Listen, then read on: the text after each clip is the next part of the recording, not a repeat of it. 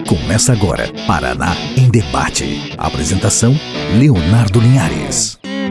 Olá para você que acompanha a Ilha do Mel FM 90.3, esse é o Paraná em Debate e estamos iniciando mais um programa aqui na emissora. Hoje, nossa convidada é a Maria Platin, nossa secretária de Cultura e Turismo, né? Da Secuntur, me corrija se eu estiver errado. E vamos debater aqui, como o nome do programa já diz, a gente vai debater os principais pautas do município e do litoral paranaense, né? E hoje nós vamos começar com dois temas em específico, que é a cultura e depois o turismo, né? Vamos dar o início com o turismo. Maria, obrigado pelo convite, né? Eu imagino que a agenda não é fácil, né? Tá aqui, se deslocar e tudo mais, então agradeço enormemente por ter vindo aqui nos prestigiar com o programa. E queria saber um pouco mais sobre a secretaria, sobre o trabalho de vocês. A gente em off, a gente já tricotou algumas informações. É a extinta Fundação de Cultura, né? De Turismo? Isso. Como que é? Isso. Primeiro, obrigada pelo convite. Fico muito feliz sempre em estar aqui na Ilha do Mel. Sempre sou muito bem recebida aqui. É sempre muito importante as atividades da Ilha do Mel em relação, especialmente ao nosso setor de cultura e turismo. A gente depende muito da imprensa, a gente depende muito que as informações cheguem no público, cheguem no munícipe, porque eles são os interessados e são os beneficiados. Então, a gente ter uma imprensa que se preocupa nessa utilidade pública é extremamente importante. Então, agradeço muito o trabalho de vocês sempre conosco. Que isso. Em relação à Secultur, veja, a gente tem um trabalho aí. A Secultur nasceu há 5 anos atrás, né? Quando foram extintas as fundações. A Fundação de Cultura e a Fundação de Turismo resultaram na Secretaria de Cultura e Turismo. A Fundação de Esporte também foi extinta e resultou na Secretaria de Esportes, né? A extinção da fundação, ela trouxe um processo burocrático diferenciado para as secretarias, né? A fundação tinha uma liberdade maior de trabalhar com os recursos que vinham provenientes de uma lei de incentivo. Então, esses recursos passavam diretamente para as fundações, sem necessariamente parar no caixa da prefeitura. Ela ia direto para a fundação. E a fundação fazia os investimentos conforme o gestor achava correto. A partir da implantação da secretaria, a secretaria passa a fazer parte da gestão total. Então, todo o recurso do município entra também a Secretaria de Cultura e Turismo, né? Passando a não receber esse recurso exclusivamente.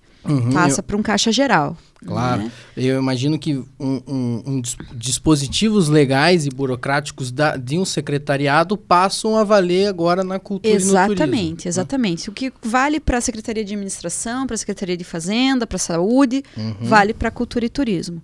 Né? As modalidades de contratação, as modalidades de compras. Então, hoje a gente não pode mais, por exemplo, comprar um quadro do X, porque a gente acha o quadro do X bacana. Você tem que fazer toda uma justificativa. Nós precisamos fazer uma licitação. Por que a gente está comprando do X e não do Y? Se os dois são equivalentes e têm o preço parecido. Então, por que de um e não do outro?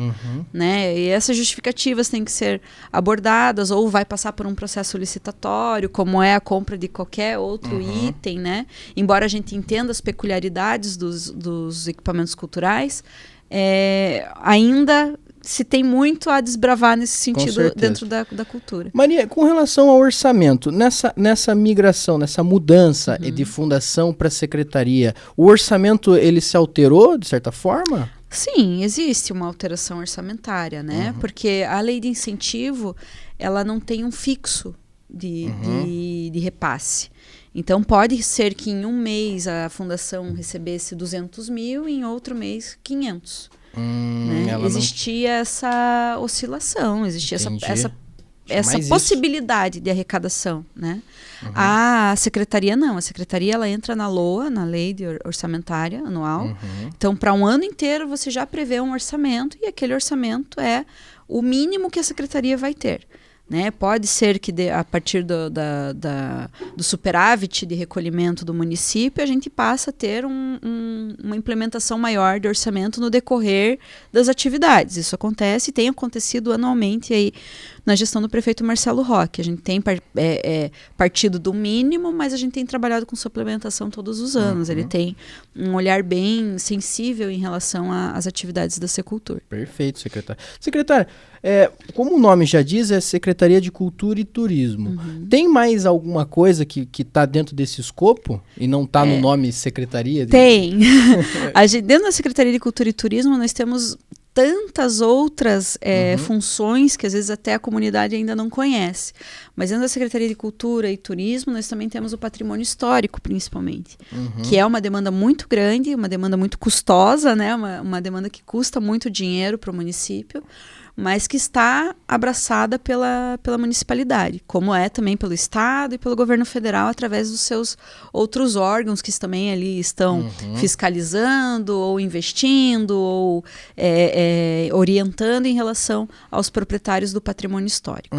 A questão você mencionou, a questão do patrimônio histórico, como a população que possui um imóvel que está tombado hoje, como esse munícipe, né, como esse termo, gostei muito desse termo, a propósito, como ele vê essa situação em que ele se encontra? A maioria se vê satisfeito em ter um município tombado ou a maioria vê isso como um problema?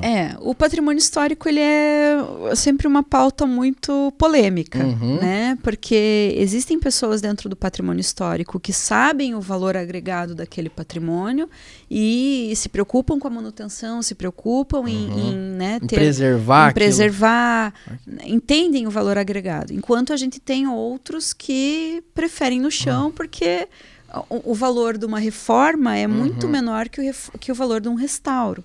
Com certeza. Você restaurar um imóvel é muito dispendioso.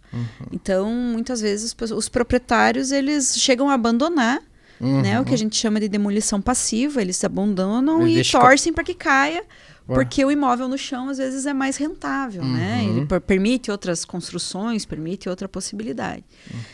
Mas, de maneira geral, a gente tem um esforço bem grande, tanto do governo municipal, estadual e federal, em relação à conservação. Né? O que a gente vê é realmente os proprietários ainda com uma dificuldade em relação a isso, e quanto a isso a gente tem orientações, nós temos na Secretaria de Cultura e Turismo. Vocês prestam essa assessoria? Uma assessoria, a gente tem um setor, nós temos arquitetas ali que estão disponíveis para a população, nós temos uma cartilha do patrimônio histórico que é destinada aos moradores e proprietários, para que eles saibam como proceder, porque não é qualquer intervenção que você pode fazer no patrimônio histórico, você tem que pedir autorização, pintar de uma cor que seja coerente, porque as cores elas têm que ser conforme existiam os pigmentos na época. Então não adianta você vir com verde-limão se não existia verde-limão na época da construção. Claro. Né? Então existe uma paleta de cores que pode ser utilizada, né? E tudo isso a gente consegue orientar. Caso o proprietário, por livre e espontânea vontade, faça essas intervenções, isso pode custar dinheiro para ele, porque pode ser multado. Claro. E aí as multas vão vir em espécie. Embargar a obra, isso. A gente já teve até recentemente um caso de demolição, né? Do IFAM solicitar a demolição do imóvel que foi construído à revelia, sem essa orientação. Olha só. Bom, para você que é proprietário de um imóvel como esse, saiba que se você possui um patrimônio histórico, é importante preservar e é importante obedecer à lei, porque senão a conta vai sair mais cara no final. Vai ser pior. O barato sai caro nesse sentido. Com certeza. E ainda a gente oferece incentivo. Então, a gente tem uma lei no município para o proprietário do patrimônio histórico que mantém o patrimônio em ordem, chega a isenção de 100% do IPTU. Você consegue, existem incentivos fiscais. Sim, existe. Interessante. Importante mencionar isso, que não é só ônus. Fiscalização. Existem bônus também, muito importante. Bom, secretária, mudando um pouco a pauta, indo pro grande questionamento do litoral, né, e do Parnaguá em si, na minha visão, se o questionamento não respondido, né? O que está acontecendo na sua visão dentro de um contexto histórico, tá? Não estou analisando uma gestão específica, o objetivo desse projeto não é esse, não é caçar bruxas, e sim caçar soluções e respostas. Certo. O que acontece no turismo de Paranaguá nesses últimos 30 anos, ao seu ver? Qual que é a tua visão? Veja, eu estou na Secretaria de Cultura e Turismo há 5 anos, né? Já estava trabalhando com a cultura, assumi a pasta agora no começo do ano. E observo, desde antes disso, algumas dificuldades que o setor turístico possui em Paranaguá.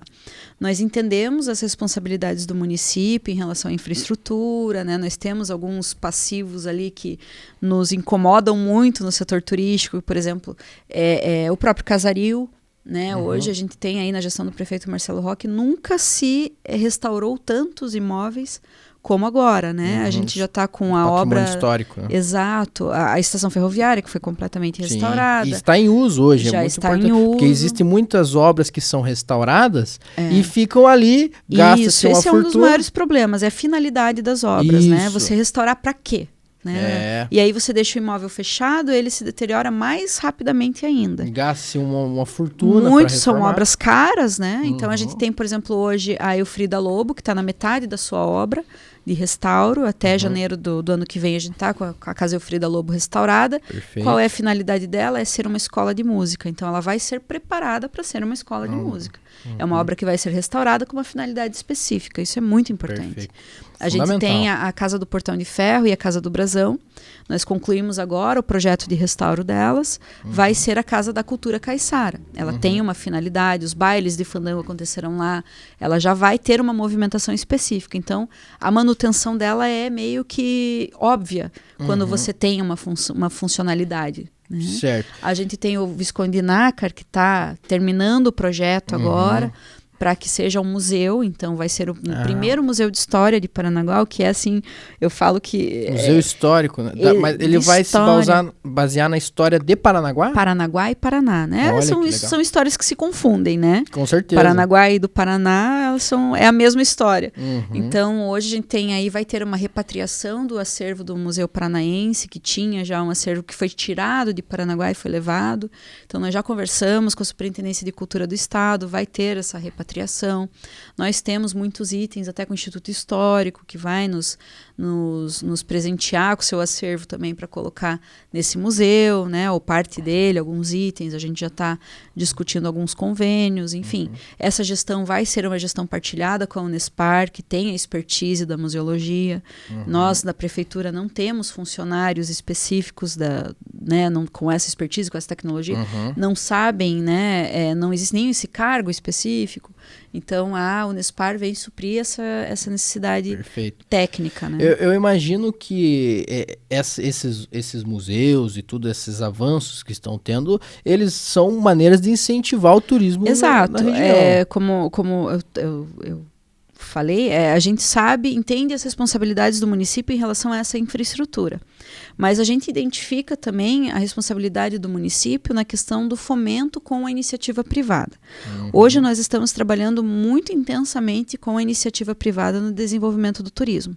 Nós temos o Convention, que é uma entidade da iniciativa privada, do trade turístico, organizado, e o Convention ele tem a função de articular os seus agentes para que o turismo aconteça de maneira numa cadeia, né? Organizada, né? E com valor agregado, com capacidade de venda. Então hoje a gente tem trabalhado muito intensamente com a iniciativa privada na questão dos produtos turísticos e da comercialização desses produtos e serviços. A gente entende da necessidade de qualificação dos serviços. Então, a gente tem buscado maior adesão aos nossos cursos de capacitação, porque o município oferece, não é esse ano, já é de anos atrás, cursos de capacitação que os trabalhadores não participam. A gente teve agora, recentemente, o curso de inglês para garçons. A gente teve 3 participantes. 3 participantes? 3 participantes. Imagino que tinha condições de ficar o ano todo. Da gente ter fila de espera. Essa seria a ideia, né? Porque a gente pensa que nós temos um setor turístico, nós temos uma rede hoteleira, nós temos restaurantes, nós temos uma temos cidade portuária. bares, uma cidade portuária. Isso é uma outra coisa, uma outra observação. Um agravante, né? Que a gente faz com o trade turístico, que é a questão de observar o turista invisível, que é o trabalhador portuário. A gente tem durante a semana, Paranaguá tem cerca de 2.000 leitos disponíveis. 2.000 leitos hoje. Desses 2.000, 70% é ocupado durante a semana. De trabalhadores. Esses trabalhadores são turistas. Claro. Eles precisam ser tratados como turistas, ser reconhecidos como turistas, porque são eles que vão trazer a família no final de semana. Certeza. Eles que vão voltar para casa e vão dizer, olha, vá para Paranaguá, porque é uma cidade bem legal, eu como bem, eu durmo bem, eu sou bem atendido. Eles né? que vão exportar a nossa imagem no Exatamente. Brasil e mundo afora. Eles são o nosso marketing. Com né? certeza. Eles que saem daqui falando da cidade. Então Maria, secretária, a gente pode definir que um dos problemas do nosso turismo é a falta de interesse da própria população em melhorar esse... Eu não diria interesse, eu diria que talvez seja uma questão de orientação e de organização, que é o que a gente está tentando fazer. A gente entende a responsabilidade do município nesse sentido. Nós estamos trabalhando com o Convention, orientando nesse sentido. Por exemplo, nós realizamos no final de semana agora a primeira caminhada Caiçara, a primeira trilha Caiçara Mário Roque, que foi uma caminhada que saiu da Ponta do Bar e foi até a Piaçaguera. Qual que foi a intenção de realizar essa caminhada? Se não mostrar um produto turístico que pode ser explorado. Né? Isso um laboratório. Exatamente. Então a gente realiza uma vez para falar, olha, tá aqui, explorem esse produto.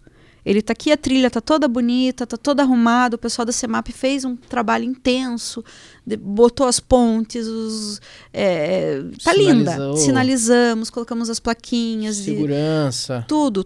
A trilha está filezinho. Agora vá lá e venda esse produto, que é uma coisa que o município não pode fazer. E cabe à iniciativa privada viabilizar essa venda? Claro, eles que têm que explorar esse produto, porque o município não pode vender. Né? A gente teve na trilha Caiçara, como nós organizamos a trilha, a Barcopar foi o operador da trilha. A Barcopar comercializou o produto. O evento, né? Exato. Então, nós criamos o evento. Quem não estava cadastrado, quem não comprou com a Barcopar, né, os transportes, enfim, poderia participar igualmente. A trilha está lá. Entendi. Se eu quiser ir hoje lá e participar da trilha, eu vou poder fazer isso. É um produto que a prefeitura já organizou. Agora, quem vai operacionalizar, quem vai vender esse pacote, não somos nós, porque nós não somos operadores. Não cabe à prefeitura fazer papel de iniciativa privada. Exatamente.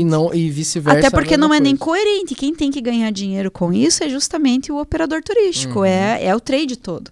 Então, o operador tem que vir aqui, conversar com o restaurante da Maria, falar com o estacionamento do Zé, falar com a Barcopar, falar com todo mundo e organizar esse produto.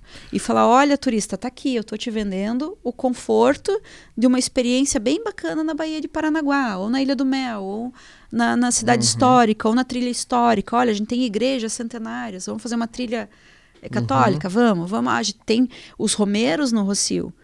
A gente tem recebido aí, nos finais de semana, muitos ônibus. Eu tenho conversado com o pessoal lá no Rossio. A gente vai receber agora em agosto o Fórum de Turismo Religioso, vai ser em Paranaguá.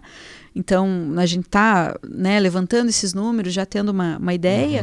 E eles chegam no santuário e do santuário eles vão embora, porque nós não estamos com os operadores turísticos trabalhando lá dentro. Por que eles não estão trabalhando Nós lá? não estamos captando o turista ali, uma vez dentro do município, ali a oportunidade. A dificuldade é trazer ele para cá. A partir do momento que ele está aqui, por que nós não estamos mobilizando? Qual que é a nossa dificuldade? E nós temos grandíssimos ativos turísticos, né? Um exemplo, a própria Baía de Paranaguá. Claro. Nós temos aqui o próprio patrimônio histórico, nós temos a nossa cultura. A nossa gastronomia. Bem que você colocou, secretária, falando em gastronomia, um exemplo de projeto de turismo de longo prazo, um exemplo positivo e um exemplo que deu certo na minha visão, fica na cidade de Morretes.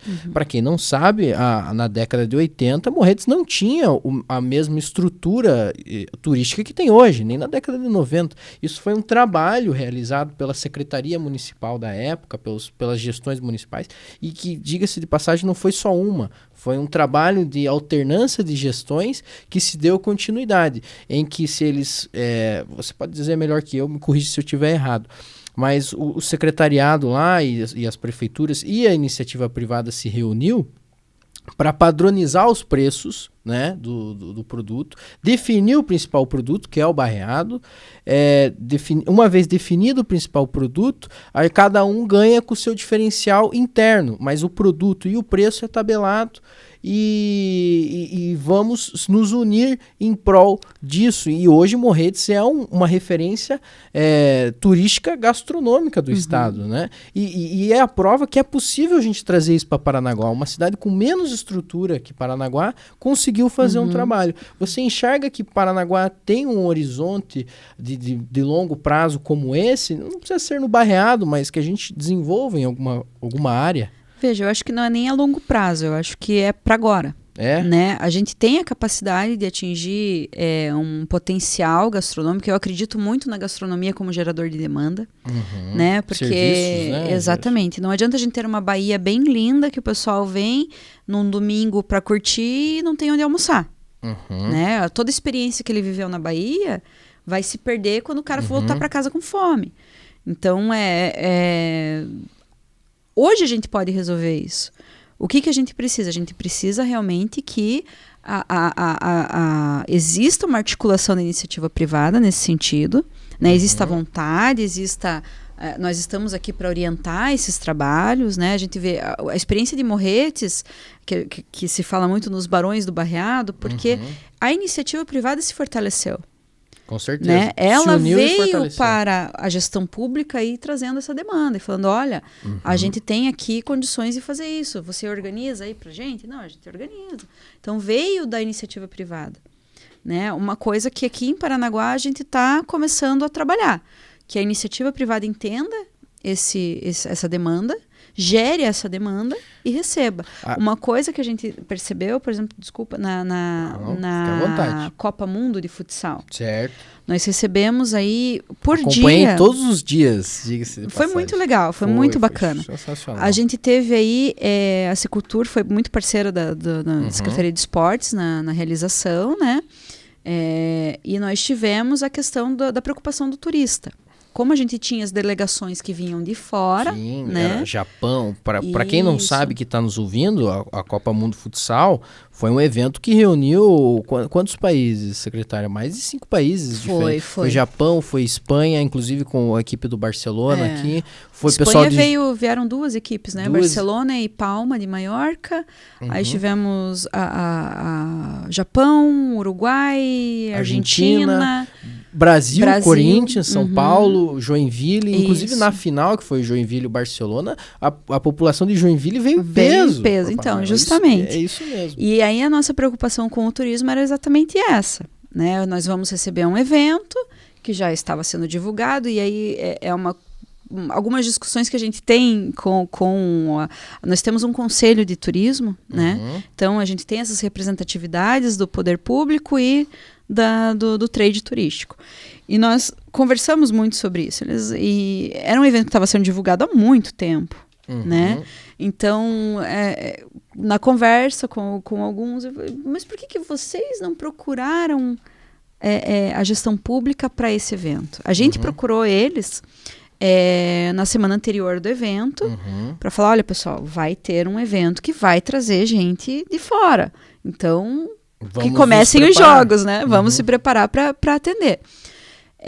Alguns, mas você chama a gente agora. Falo, mas, gente, o evento está sendo divulgado há quanto tempo? Na verdade, vocês tinham que ter nos procurado e perguntado como que... onde eu posso colocar o meu produto para venda? Né? A gente teve, por exemplo, empresas de Morretes nos procurando para saber se eles poderiam estar no evento para captar esses turistas para lá. Obviamente que a gente não ia deixar. Mas, enfim, existe essa percepção, né? Que, de repente, o nosso trade ainda precisa abrir essa porta para que o turista também seja contemplado, né? Como a gente tem esse turista durante a semana que vem lotando os hotéis, os restaurantes e tal, existe uma comodidade em relação a esse fluxo, né? Por a gente já ter esse turista a semana toda. E acaba não sendo observado como turista, né? Entendi. Mas aí chega no final de semana, a cidade fica vazia no final de semana. Sim, pelo menos 2.000 pessoas que não estão aqui e que dependem de serviços de restaurante, porque eles não têm onde comer, não têm. São pessoas que dependem do comércio local para passar a semana. Então, chega no final de semana, a gente não tem movimento no centro. Por quê? Porque esse nosso público já está em casa. Né? Então a gente precisa aproveitar esse público, mostrar para eles como é legal estar em Paranaguá. Justamente por já existir essa demanda oriunda do porto, né? Sim. Vindo em função do porto, existe essa comodidade, então, do empresariado que já sabe que ele vai ter um certo turista, mas ele não vem em função da cidade, vem em função da atividade que a cidade gera, né? Atividade profissional, trabalho. A sua própria atividade, né? Então, digamos assim. Então não se tem um projeto para trazer ainda mais, né? Para que, além dele vir aqui a trabalho, ele venha a passeio. Também, né? exato. A ideia é justamente essa, que o público e o privado possam se unir, né? Que não seja uma carga destinada exclusivamente para a iniciativa pública, que isso seja compartilhado com a iniciativa privada, para que a gente possa ter uma articulação e aí sim se falar em turismo. Enquanto o município tiver que estar fazendo uma trilha para mostrar que um produto, ou tiver que fazer uma Copa Mundo para trazer turista, né? A Copa Mundo deveria ser uma consequência o turista estar aqui. Não esse o foco, vamos fazer um evento, não é um evento turístico, é um evento esportivo. Com certeza. Que vai trazer turista. E a gente tem que saber aproveitar essa demanda. Então a gente tinha um fluxo, por exemplo, na Copa Mundo de 4.000 pessoas por dia no ginásio. No último dia esse número dobrou. Né? E no último dia você viu que Joinville inteira estava aqui. Em peso. E o pessoal estava procurando lugar para almoçar e não tinha. Você teve relatos, chegou até você relatos de pessoas com problema com esse tipo de que problema. não encontravam um local para fazer uma refeição. Ou o restaurante estava aberto, mas eles não sabem onde estava o restaurante. Porque o proprietário não fez esse trabalho. Não contratou uma pessoa para estar lá orientando e direcionando. Não precisava, porque a Secultur disponibilizou o receptivo móvel lá na frente. Nós avisamos o trade, olha pessoal, se você tiver um material, você pode deixar conosco aqui, que a gente mesmo distribui. Né? O pessoal vinha, perguntava onde é que almoça, onde é que vai. Logo na entrada tinha ali uma van. Isso, esse é o nosso receptivo móvel. Entendi. Né? E a gente deixou ali e ofertou para que o pessoal pudesse deixar o material ali. A gente teve 2 pessoas que deixaram. 2 pessoas? 2 pessoas que deixaram. De todo o comércio Exato. de Paranaguá? Aí eu soube de um restaurante que estava fazendo independente, que eu achei muito bacana. Eles foram lá, botaram um carro à disposição, eles enchiam o carro, levavam o pessoal para almoçar e voltavam. Show de bola. Arrasou de vender. E ganhou dinheiro. E vendeu, e lotou o restaurante todos os dias. É essa a ideia. É essa né? iniciativa que a gente precisa inserir no imaginário do empresário parnaguara. Isso. É esse trabalho que a gente está tentando fazer agora, junto com a Convention, que é esse órgão da iniciativa privada que consegue abraçar todos o trade, né? E junto com a Secultur, para a gente orientar que, olha, esse é o caminho que nós acreditamos que vai fomentar o turismo em Paranaguá, ou vá fazer o turismo o turismo familiar, o turismo, né, não o turismo de negócios, mas que o turismo venha acontecer efetivamente nos finais de semana, para que a gente não se limite a atender o turismo de negócios durante a semana. Com certeza. Então é qualificação, é um bom serviço, é um bom atendimento, uma boa comida, tudo isso vai fazer a diferença, né? Bom, a gente tocando nesse assunto de turismo, como você mesmo disse, a Copa Mundo Futsal foi um evento esportivo, não foi necessariamente um evento turístico, né? Mas ambos estão diretamente relacionados e principalmente entrelaçados à cultura, né? Que também faz parte da tua pasta, né? Então esse é um tema, secretária, que eu pretendo discorrer agora no próximo bloco para você que está nos acompanhando. Fique esperando Um minutinho aí, nós já voltamos, vamos debater a cultura de Paranaguá e quais são os pontos positivos e os pontos negativos que nós temos ainda para correr atrás, tá bom? Obrigado para você, já estamos de volta. Paraná em Debate. Volta já. Febre, dor de cabeça, dor no corpo. E agora? Esses sintomas são alertas de que alguma coisa não está bem. Mas é comum confundir. Afinal, estou com dengue ou Covid? É importante lembrar que a Covid-19 é uma doença respiratória aguda. Sintomas como tosse, coriza e dor de garganta são mais comuns. Já a dengue normalmente não apresenta sintomas respiratórios. Os mais frequentes são febre, dor no corpo e dor atrás dos olhos. E a dengue é transmitida pelo mosquito Aedes aegypti. Evite deixar água parada e use repelente. Com medidas simples, o mosquito da dengue fica longe. Então lembre-se, se você apresentar sintomas, procure imediatamente um profissional de saúde. Somente um especialista poderá saber se você está com dengue ou Covid-19. O SUS tem experiência no diagnóstico clínico e só um médico pode indicar o tratamento certo.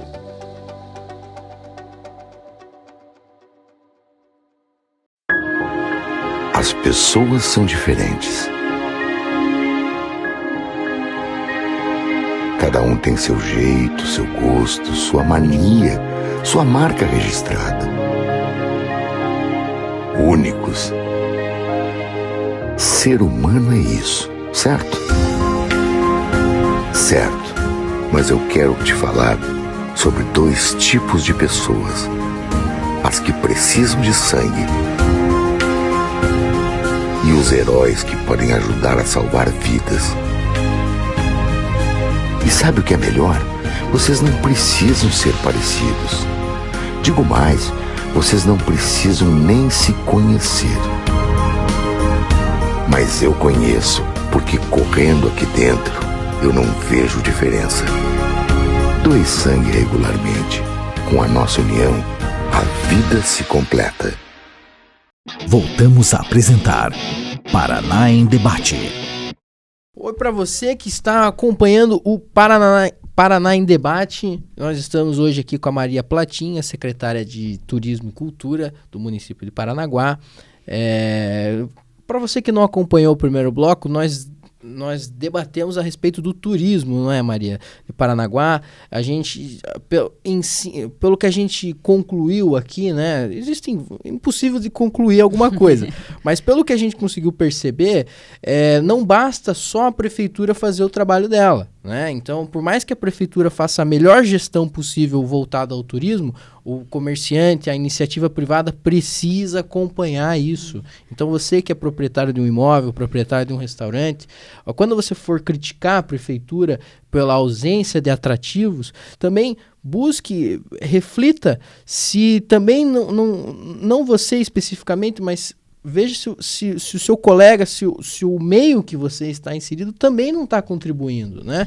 São agentes fundamentais no turismo, Com né? certeza. Então, assim, o empreendedor que quer empreender no turismo e que tem ainda essas dúvidas, que ainda não se achou dentro do setor, nos procure na Secultura. A gente tem uma equipe técnica capaz de ajudar.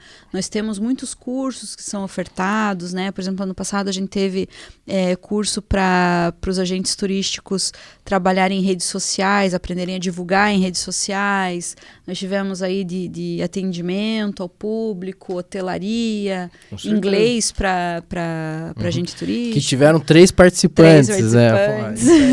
Paranaguá. E os outros cursos não vou te dizer que foi muito diferente disso. É uma pena. Bom, mas a gente está entendendo que esse movimento está acontecendo, as pessoas estão interessadas, então os empreendedores que ainda acham que pode contribuir dentro do turismo, nos procurem, a gente consegue orientar.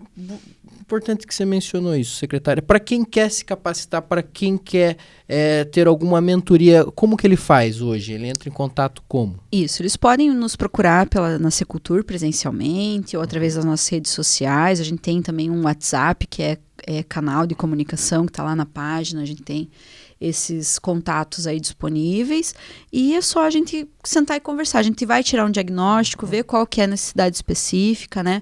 A gente está aí para o segundo semestre organizando a implantação de um programa de incentivo e reconhecimento ao turismo, que vai buscar credenciar, vai buscar certificar alguns empreendimentos, para que a gente possa ter um universo mais reconhecido desses agentes que trabalham para o turismo de Paranaguá. Então, a gente tem aí para o segundo semestre, a gente vai trazer algumas novidades nesse sentido, para sistematizar esse trabalho. Perfeito. Né? Mas, de qualquer forma, a gente está à disposição, a gente tem uma equipe técnica que pode ajudar na questão, eu tenho dificuldade sobre como divulgar o meu empreendimento para o turista. Vem procurar a gente consegue ajudar, a gente está em feiras, a gente está em... Existe assistência para isso. Isso. Secretária, a sua pasta, ela é ampla, né? Muito ampla, né? A gente poderia ficar horas debatendo só o turismo, né? Mas nós temos um fator muito importante que também está relacionado ao turismo, que é a cultura, né? Eu mencionei que na minha percepção, né, como um morador de Paranaguá, que um dos nossos principais ativos culturais, quando se diz em material humano, seria a quantidade de músicos que a cidade tem, que a cidade tem e gera. Paranaguá, nesse aspecto, Maria, é diferenciada na questão dos músicos? Totalmente. Dentro da cultura, a gente tem um cadastro, a gente tem um levantamento de quem são os nossos agentes culturais, né? E isso é contínuo, isso vai se alimentando continuamente. Realmente o setor da música é o nosso maior setor cultural, né? A gente tem aí dentro do nosso cadastro cerca de mais de 200 músicos cadastrados, que a gente sabe que trabalham no setor cultural, ou vivem exclusivamente ou parcialmente da música, né? Estão ativos como agentes culturais. Legal. Né, no setor da música. E a gente tem aí outros setores que vêm trazendo a cultura popular, é muito grande, por causa do fandango, que é o nosso patrimônio cultural tombado junto com a capoeira. Então a gente tem dentro desse território todos esses patrimônios. A gente fala mais do fandango porque o fandango é muito característico da nossa região. Tá aí um belo ativo do turismo. Com certeza. A gente entende muito que a cultura, ela é um produto turístico, né? A partir do momento que a gente tem um artesanato fortalecido, a gente tem o turista atendido. Quando a gente tem hoje a gastronomia faz parte da cultura também. Faz, com certeza. Né? Então a gastronomia também é um bem cultural que deve ser preservado e ofertado para o turista. Porque a gastronomia internacional ela é bem legal, bem bacana para gente que mora aqui eventualmente ir comer um sushi, comer um mexicano, comer bem legal. Mas o turista quando vem para cá, ele busca a gastronomia cultural. Local, né? Ele busca o pirão de peixe bagre, ele busca o sururu, ele busca... O caranguejo? O caranguejo. Então, esse é uma outra questão, porque assim, a gente acho que subestima a nossa capacidade. Com certeza. Né? O nosso bem. A gente vê, por exemplo, o sururu. O sururu é como, né? Não, pô, tá louco? Quem que vem pra cá pra comer sururu? Vem. Isso que o cara quer comer. O bagre. Comer bagre. Mas comer bagre, tá louco? Tem tudo que é lugar. Mas é isso que o cara quer comer quando ele vem pra cá. O próprio caranguejo. A gente passa aí os meses da temporada de caranguejo sem nenhum restaurante que oferte o caranguejo em Paranaguá. E durante a temporada... Durante a temporada do caranguejo, nós não tivemos nenhum restaurante ofertando caranguejo. E às vezes o proprietário do restaurante faz uma caranguejada em casa, né? Porque assim, a gente tá acostumado a comer caranguejo em casa, na casa dos amigos. É um evento municipal. É um evento restrito. Restrito a nós. Mas comercializar isso... A gente não comercializa. Enquanto em Curitiba, por exemplo, o restaurante Ópera Bambu só abre durante a temporada de caranguejo. E oferta rodízio de caranguejo. E pega os caranguejos daqui. Olha né? só. Então eles estão lá ganhando com o nosso caranguejo. Por que a gente não está fazendo a mesma coisa, né? Mas é um outro bem cultural, porque o caranguejo, ele é identitário, ele traz uma identidade de quem nós somos culturalmente. Pô, o caranguejo que foi feito ali na praça de evento Mário Rock. Esse é uma outra polêmica. Por quê? Porque nós fizemos o caranguejo, o pessoal vem tirar foto, e eu tava um final de semana no mercado do artesanato, que eu fico bastante ali com o pessoal do artesanato, é um pessoal que a gente tem focado muito dentro do setor cultural. Sim. E o pessoal ia lá, tirava foto do caranguejo e tal, e chegava no mercado para perguntar onde é que eles podiam comer caranguejo. Porque tiraram foto do caranguejo. Onde é que eles podiam comer caranguejo? E não tinha. Tive outro Você falou, você vai ter que ir na episódio. casa de alguém e alguém vai te Eu falei, convidar. se quiserem ir lá em casa, a gente já arma uma caranguejada, porque é só o que a gente vai ter para te oferecer. A gente teve não sei se vocês acompanharam, que viralizou no começo do ano, uma pizza de caranguejo. Sim, e tal. sim. Então, o pessoal da RPC veio fazer uma matéria sobre a pizza do caranguejo e tal, que legal, que curioso, tiraram foto, foram lá no caranguejo da praça, não sei o quê, porque o caranguejo, o mangue e tal, não sei o quê. Agora, um restaurante pra gente poder fazer, né, comer o caranguejo e tal. Não temos. Não temos. Não temos, é verdade, né, secretária? Nós não temos nenhum restaurante que faz esse tipo de coisa, comercializa, né? Agora vem a festa da tainha, né? O período que seria correspondente à festa da tainha. A gente não vai ter o evento, né? Por uma determinação aí, que o primeiro semestre seria sem os eventos presenciais e grandes. Mas e por que os restaurantes não estão fazendo um festival da tainha, né? Pois é. De repente, ofertar. É muito... A gente tá voltando pro turismo, viu? É porque uma coisa coincide com a outra, né? Tá porque a Paranaguá é tão rica culturalmente, nós somos a cidade mais antiga do estado, né? Nós somos uma das mais antigas do país. Então, os nossos ativos do turismo estão relacionados à nossa cultura. Com certeza. Nós temos aqui a Ilha dos Valadares, né? Inclusive, a emissora, ela fez a gente tem um programa chamado Ilha Ambiental aqui, e um dos quadros do Ilha Ambiental é o contato com a comunidade. Então a gente pega aqui a nossa equipe, desloca até as ilhas aqui da Bahia e pega o feedback deles, como é morar aqui, como é economia, como tal. Uma vez a gente estreou fazendo da Ilha dos Valadares.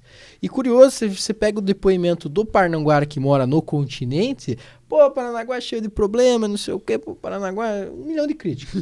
Você vai lá na Ilha dos Valadares... É um amor pela terra. Amor!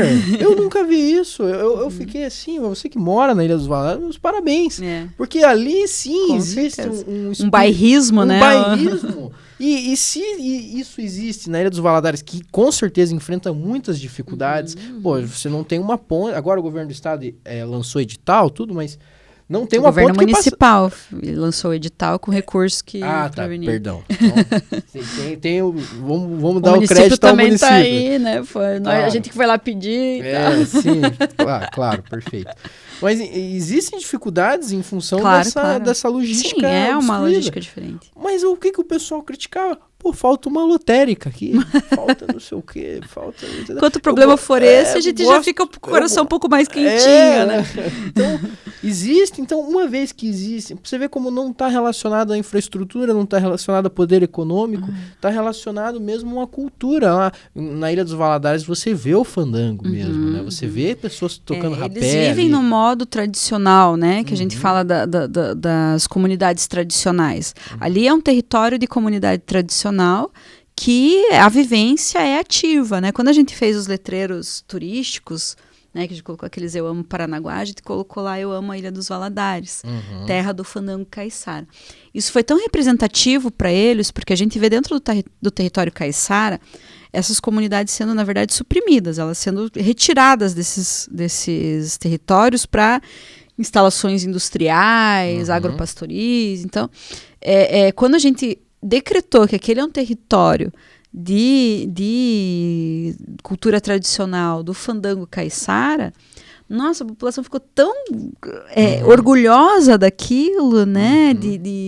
A gente teve um feedback tão positivo daquele letreiro que a gente fala, poxa vida, né?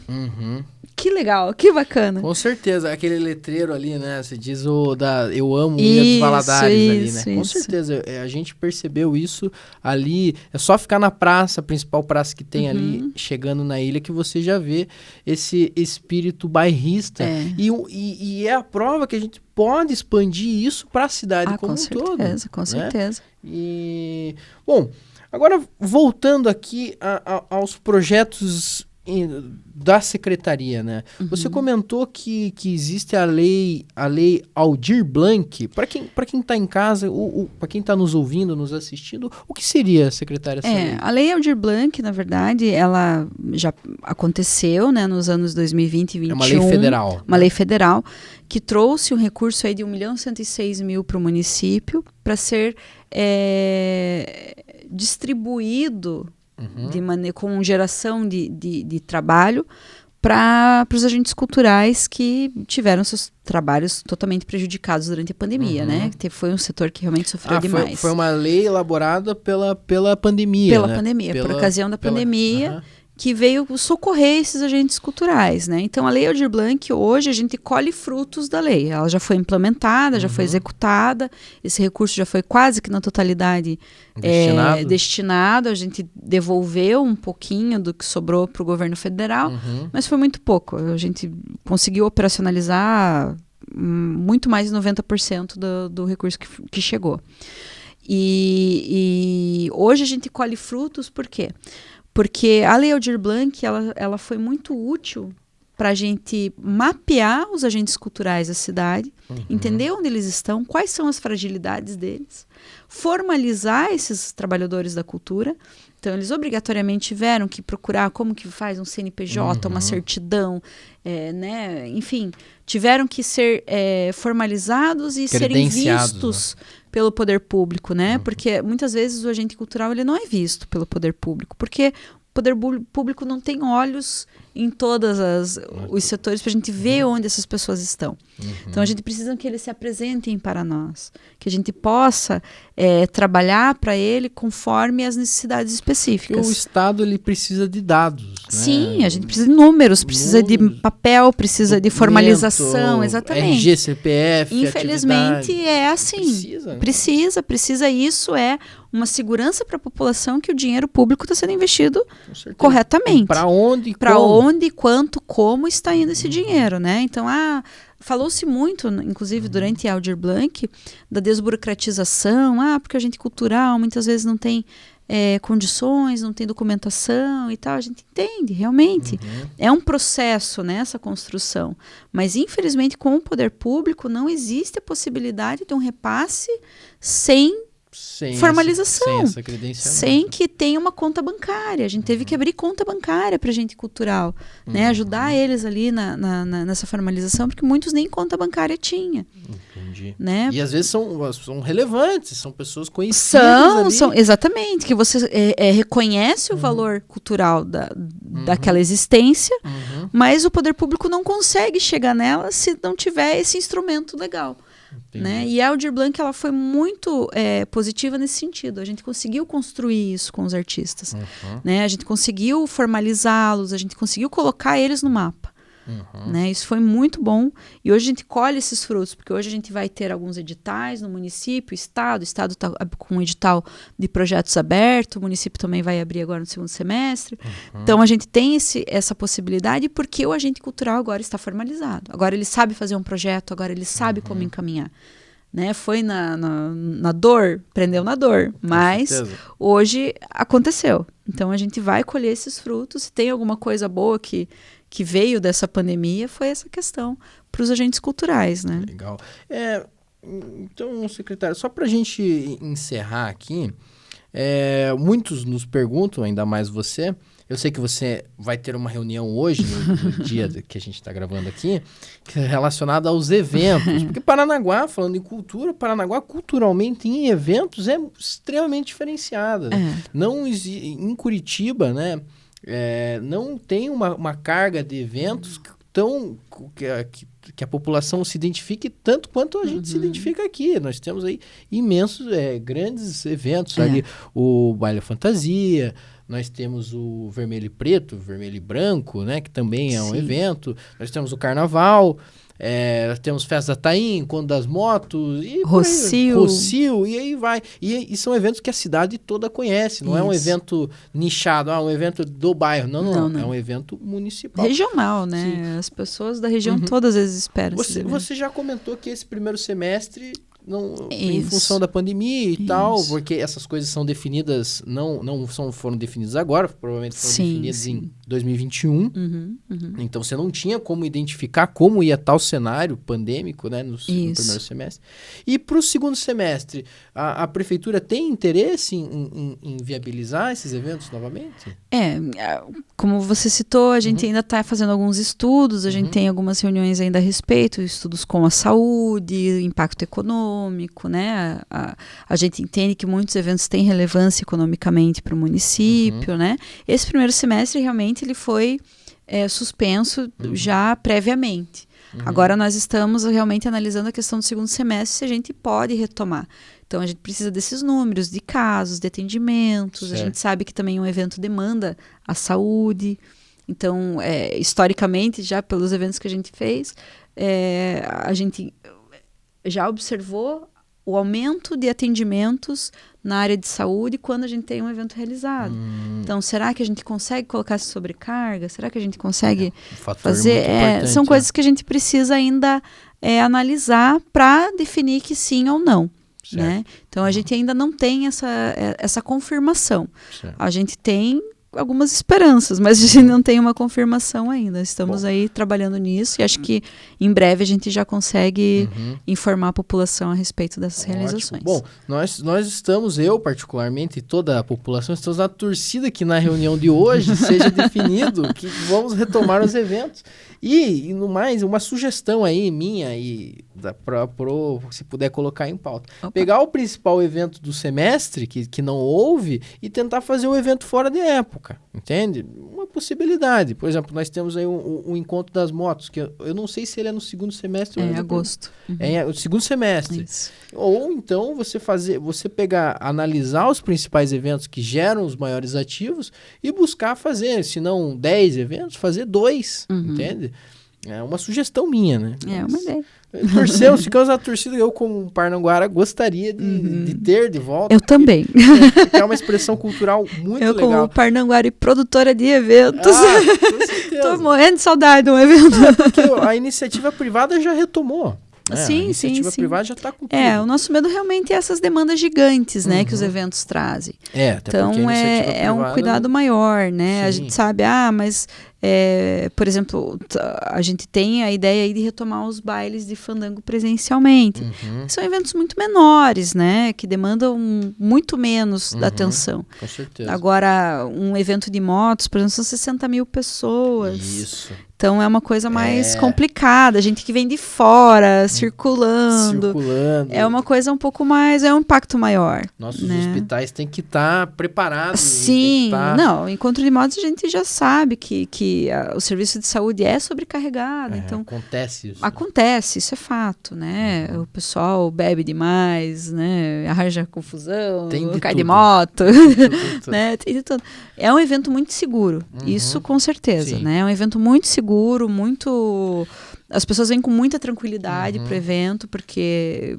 É um caso de sucesso que quando o Parnanguara decide fazer alguma coisa em prol do turista que dá certo, exato, né? Exato. O interessante até, assim, se me permite uma observação, é que esses eventos acontecem pela municipalidade, certo? Agora, você não vê esses eventos acontecendo em Curitiba pela municipalidade. Não. É iniciativa privada. Porque eles precisam fazer... Eles têm que fazer esse papel de fomento.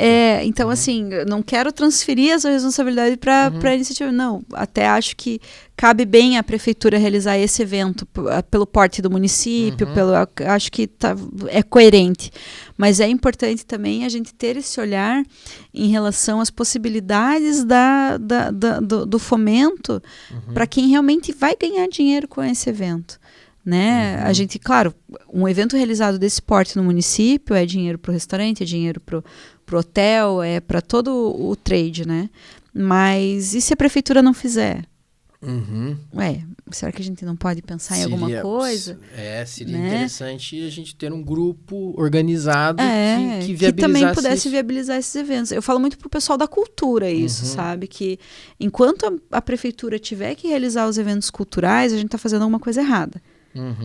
Porque o agente cultural ele tem que ter independência e autonomia de estar realizando os eventos por conta própria, ganhando dinheiro com aquilo, fomentando a economia criativa. Enquanto o município tiver que fazer por eles eu ainda não estou satisfeita. Com certeza, a prefeitura tem que dar no máximo o start, né? Isso, O início. A gente tem que estar ali, olha, segurando na tua mão e falando, vamos junto, eu vou te ajudar a divulgar, enfim, se eu puder fazer alguma coisa, né? Um apoio, beleza, mas realize você, projeto, tem né? autonomia, tem independência, não dependa do poder público. Para pegar o rebote do evento da prefeitura e refletir no teu comércio. Não dependa disso, né? Busque você gerar a demanda. E eu falo isso muito para o setor cultural. Busquem vocês autonomia para realizar os eventos de vocês de maneira comercial.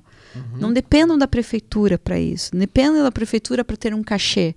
Façam vocês, né? E eles entendem essa questão da necessidade do empoderamento, da independência que eles precisam ter.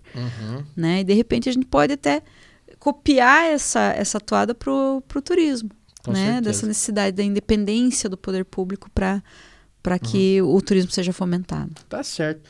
Secretária, novamente, muito obrigado pelo convite, pela presença. Muito obrigado pelo esclarecimento, né? Esse esclarecimento foi feito para mim, para quem está nos ouvindo e nos assistindo em casa. Para você que acompanhou o programa, agradeço enormemente também a audiência. O Paraná em Debate tem esse objetivo, buscar debater os principais temas, né? É importante frisar novamente que não estamos buscando individualização de culpa, não estamos buscando culpados, estamos buscando debater e buscar uma reflexão. Se você que está em casa, de certa forma, aprendeu alguma coisa com o que foi conversado hoje, com o que foi comentado, esse programa já teve. Se uma pessoa já saiu mais instruída, já valeu enormemente. Tá bom? Ótimo. Secretária, Maria Platin, muito obrigado. Eu que agradeço. E contamos com você aqui novamente para futuras conversas. Não, tá contem sempre comigo, como eu conto com vocês também para prestar esse serviço para a comunidade. Acho que é muito importante. Obrigada pelo convite, parabéns pelo programa. Obrigado. Você acompanhou Paraná em Debate, na Ilha do Mel FM, a rádio que você vê.